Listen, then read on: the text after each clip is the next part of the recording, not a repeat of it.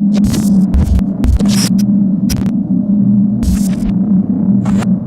welcome to Coaches Weekly. Garrett Gajewski here with head women's lacrosse coach Brian Patterson. Coach, a great way to end the season with a victory over Benedictine. Yeah, it was a great way to end the season. You know, the week started off a little rough for us. We feel that Anna Keller kind of got screwed out of her player of the week, but you know, we have to move on from that. But she came out firing in that game and really showed why she's a captain and why she's such a big part of this team. We had to grind our way through the game. It started off how we wanted to start off. We jumped out to a quick 3-0 lead in the first, I think, 2 minutes.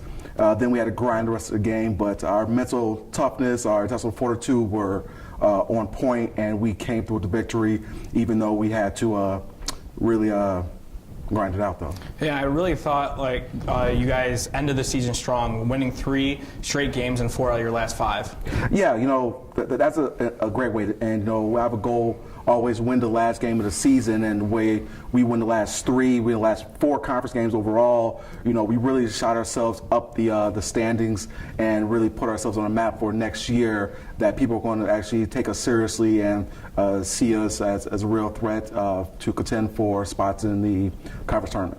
Now, a really cool thing happened in the second half of your game. Anna Keller scoring her 100th career goal, first player to do that in program history. What has she meant to this program in her 3 years?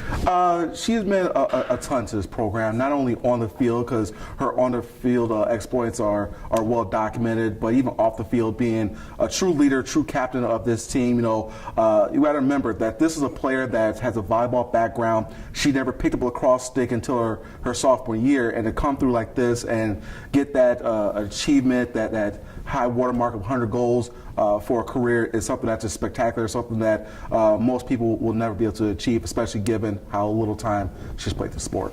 Now, in the game, it was 6-6 at halftime, then 2-1 in the second half, and I think that really is an indictment on your defense and Crystal Phillips being able to stop that Benedictine attack and get that victory. Yeah, our second half, our defense definitely stepped up, and they projected out there, and they really shut them down. You know, aside for that one goal that Benedictine had a great player there, they shut them down from that opening gun of the second half, and you know, without them, obviously, we're not going to win that game.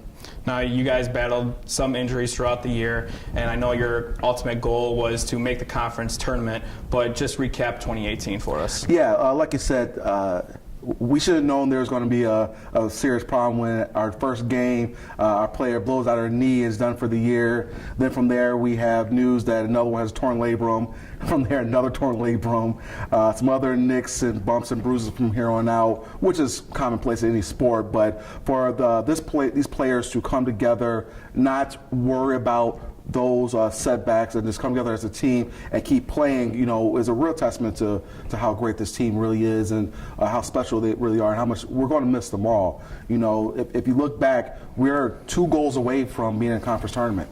That's it. That's how little small margin there is between, you know, your ultimate goal victory and just falling short. And hopefully the players will take this as learning experience from this year, move on to next year. You know, the players are coming back, and those who are not, I hope the players are able to take their experience that they learned in college through not only their academics, but from their athletic side, and be able to project that and use that in their life on an everyday basis. Well, Coach, we just want to say thank you for your time. Thank you for coming in each week to talk about your program.